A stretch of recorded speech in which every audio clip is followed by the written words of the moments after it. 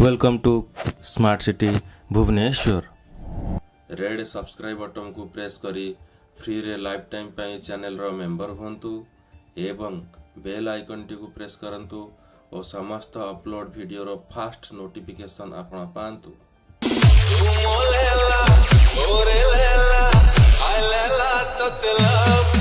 I